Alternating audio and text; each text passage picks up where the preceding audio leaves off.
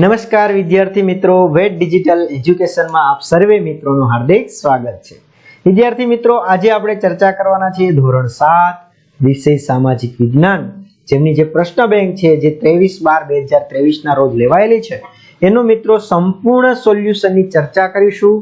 તો ખાસ ચેનલમાં નવા હોય તો ચેનલ સબસ્ક્રાઇબ કરી દેજો, કેમ કે આપણી ચેનલમાંથી તમને આવી રીતના દરેક એકમ કસોટીના પેપરની પ્રશ્ન બેંકની સંપૂર્ણ સોલ્યુશન, એની પીડીએફ, આ સિવાય પાઠની સમજૂતી, સ્વાધ્યાય સોલ્યુશન, ગાલા સ્વાધ્યાય પોથી, સ્વ અધ્યયન પોથી, તમામ મટીરીયલ તમને આવી રીતના મળતું રહેશે।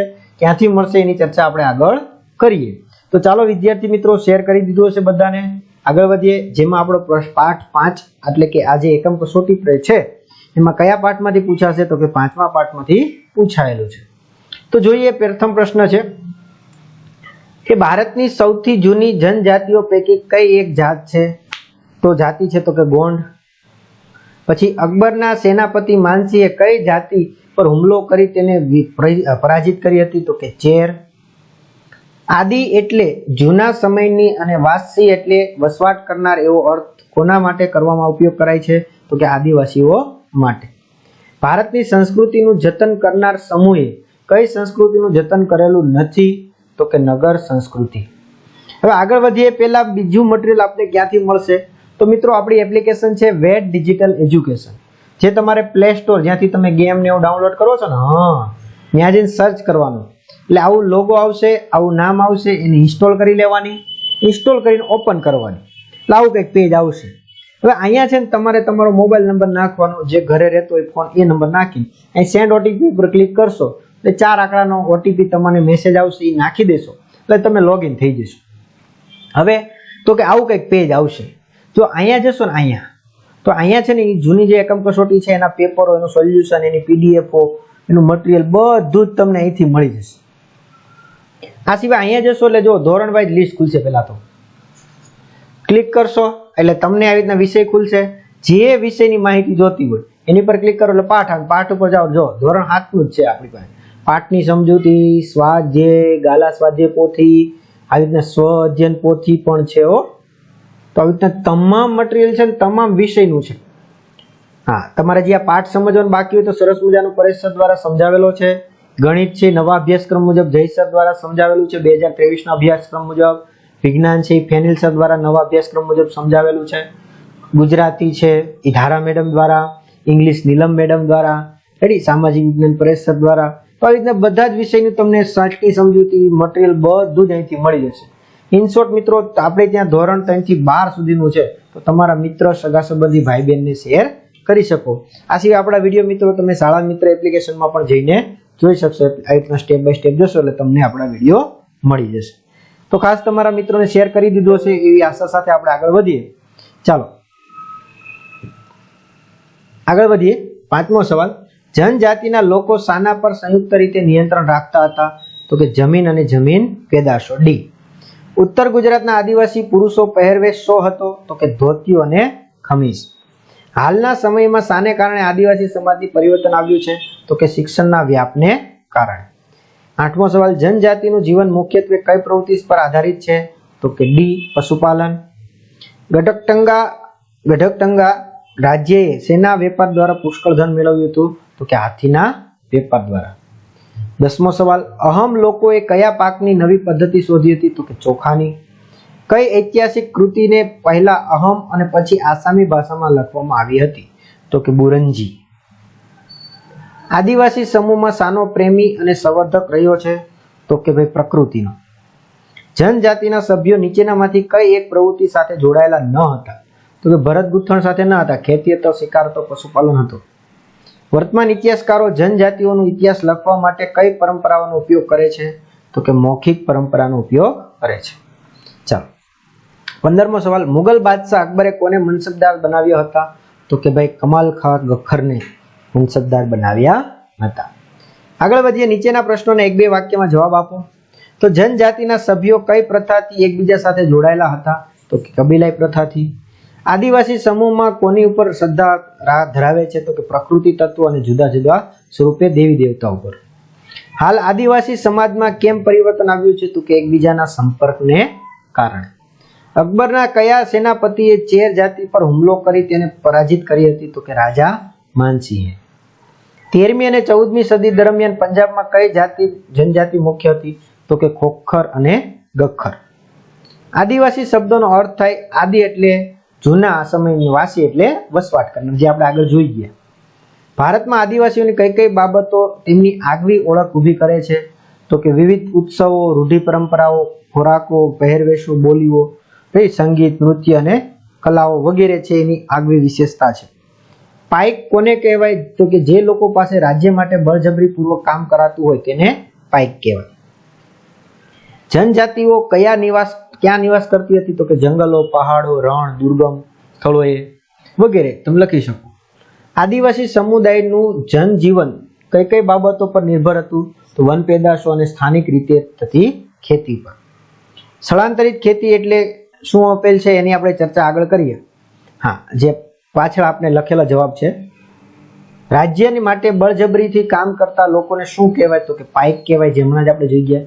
આની પણ આપણે આગળ ચર્ચા કરીએ, જવાબો ક્યાં ક્યાં છે એ છતાં ચર્ચા કરી લઈએ. ચાલો, હા, અહીંયા રહેજો છે ને. હા, આ પ્રકારની ખેતીમાં જંગલોમાં વસતી જનજાતિ દ્વારા વૃક્ષો કાપીને તેને સળગાવીને જમીન સાફ કરીને રાખને જમીનમાં ભેળવીને ખેતી કરાય છે. અહીં 2-3 વર્ષ ખેતી કરાય તે જમીનની ફળદ્રુપતા ઘટતા આ વિસ્તાર છોડી બીજી જગ્યાએ જાય તેને સ્થળાંતર ખેતી કહેવાય. નેક્સ્ટ 13મો સવાલ હતો, જનજાતિ પોતાની વિવિધ જરૂરિયાતો માટે એકબીજા પર નિર્ભર હતી અને તેઓ પોતાની જરૂરિયાત એકબીજા પાસેથી મેળવતી હતી.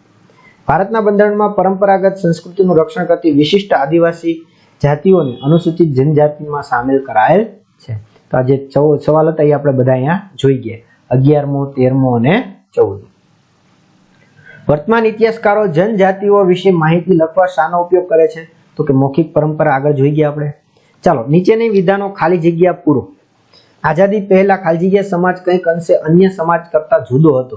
તો કે આદિવાસી સમાજ.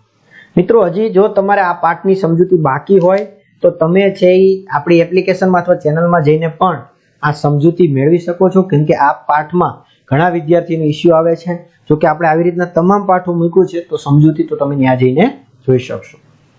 ઉત્તર ગુજરાતમાં આદિવાસી સ્ત્રીઓ ખાલી જગ્યા પહેરતી હતી? તો કે ઝુલડી. આદિવાસી સમૂહ ખાલી જગ્યાનો પ્રેમી અને સંવર્ધક હતો, પ્રકૃતિનો. ભારતના ઉત્તર પશ્ચિમ ભાગમાં ખાલી જગ્યા જનજાતિઓ શક્તિશાળી હતી? તો કે બલોચ. પશ્ચિમ હિમાલયમાં વસતી ખાલી જગ્યા નામની જનજાતિ મુખ્ય હતી? તો કે ગડીગડ અથવા રિયો. પશ્ચિમ ભારત અને મધ્ય ભારતમાં ખાલી જગ્યા જનજાતિ લોકો રહેતા હતા? તો કે ભીલ. ભારતની જૂની જનજાતિમાં ગોંડ પ્રજા જૂની છે ભાઈ. ગડકટંગા ગોંડ રાજ્યમાં ખાલી જગ્યા જેટલા ગામડા હતા? 70,000 જેટલા. અહમ રાજ્યમાં રાજ્ય માટે બળજબરીથી કામ કરતો લોકો પાઇક કહેવાય. શું કહેવાતા? પાઇક. અહમ સમાજ અત્યંત ખાલી જગ્યા સમાજ હતો, સુસંસ્કૃત. અહમ સમાજના કુળને ખાલી જગ્યા કહેવામાં આવતો ખેલ. ગડકટંગા રાજ્ય ખાલી જગ્યાના વેપાર દ્વારા પુષ્કળ ધન મેળવ્યું હતું? તો કે હાથીને.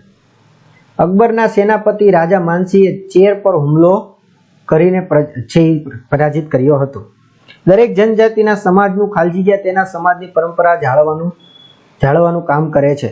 તો શું આ ખાલી જગ્યામાં આવશે? તમારે કોમેન્ટ મને જણાવવાનું છે. તમારા માટે ઈઝી સવાલ છે, રાખેલો છે.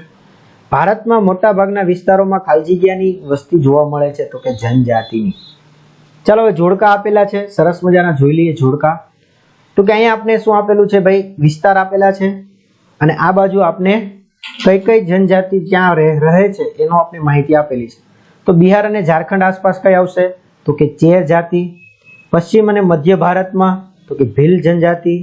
ભારતની જૂની જનજાતિઓ પૈકી એક તો કઈ આવશે? ગોંડ. ગડકટંગા રાજ્ય, તો એમાં શું આવશે? હાથીઓનો વેપાર કરતી. અને લંધા અને ધનુ જનજાતિ, તો એમાં શું આવશે? મુલતાન અને સિંધ. આવી રીતના આપણે બીજું પેરેગ્રાફ બીજું જોડકું આપ્યું છે. તો કે પશ્ચિમ હિમાલય, તેની આવશે ગુદ્દી ગડરીઓ. અને દક્ષિણ ભારત, તેમાં શું આવશે? મારવાડ. બ્રહ્મપુત્ર નદીના ખીણ પ્રદેશ, તેમાં આવશે અહમ. ઉત્તર પશ્ચિમ ભારત, તો એમાં શું આવશે મિત્રો? તો કે બલોચ. અને જનજાતિના સભ્યના ઘરો, તેમાં શું આવશે? પ્રાકૃતિક. ચાલો, હજી એક જોડકું આપ્યું છે, જોઈ લઈએ. તો કે ગઢકટંગા, તેની સામે આવશે તો કે ભાઈ 70,000 જેટલા ગામડાઓ હતા ભાઈ. વર્ષાસન, તેની સામે શું આવશે? નાના કુળોમાં વિભાજિત. અને અમનદાસ તો એમાં શું આવશે તો કે સંગ્રામ શાહ, અને ખોખર જનજાતિ તેની સામે શું આવશે પંજાબમાં જોવા મળતી, અને બલોચ તો બલોચમાં શું આવશે તો કે ભાઈ ડાંગ દરબાર. તો આ રીતના આપણા જોડકા થયા. હવે નીચે આપણે પ્રશ્ન માગ્યા મુજબ જવાબ આપો. તો કે ટૂંક નોંધ લખો, અહમ સમાજ સુસંસ્કૃત સમાજ હતો આવું શાના આધારે કહી શકાય, અને આદિવાસી પ્રજાનો પોષક અને ઓળખ એની આપણે ચર્ચા જોવાની છે. તો આના જવાબો આપને ક્યાંથી મળશે એની ચર્ચા કરીએ મિત્રો. તો આપણે છે એક મોડલ પેપર મિત્રો મૂકેલું હતું, એમાં પણ આ પ્રશ્ન આવી ગયા છે. સાથે આપણે ગાલા જે સ્વાધ્યાય પોથી મૂકી છે એમાં આ બધા જ પ્રશ્નોના જવાબ છે. આ સિવાય સ્વ અધ્યયન પોથીમાં પણ આપણા પ્રશ્નોના જવાબ આવી ગયા છે. તો ત્યાંથી તમે આ સંપૂર્ણ પ્રશ્નોના જવાબ છે એ જોઈ શકો છો. કઈ રીતના જોવાનું અથવા તો ક્યાંથી બધું મળશે તો મેં તમને કીધું એમ આપણી એપ્લિકેશનમાં જશો એટલે ધોરણ વાઇઝ લિસ્ટ કરશો એટલે એના બધા વિષય આવશે ને એમાંથી સમાજમાં તમે જઈને જોઈ શકશો. આ સિવાય જો તમારે સોલ્યુશનની પીડીએફ જોતી હોય તો તમારે એક્ઝામ પેપરમાં જવાનું, અને એક્ઝામ પેપરમાં જઈને તમે આ સંપૂર્ણ સોલ્યુશનની પીડીએફ તમે ત્યાંથી ફ્રીમાં મેળવી શકો છો. એનો કોઈ તમારે ચાર્જ આપવાનો નથી. અને આવી રીતના બીજા વિષયના વિડીયો પણ તમે ત્યાંથી મેળવી શકશો. તો આ વિડીયોમાં આપણે અહીંયા સુધી રાખીએ. Thank you. જય હિન્દ, જય ભારત. અસ્તુ.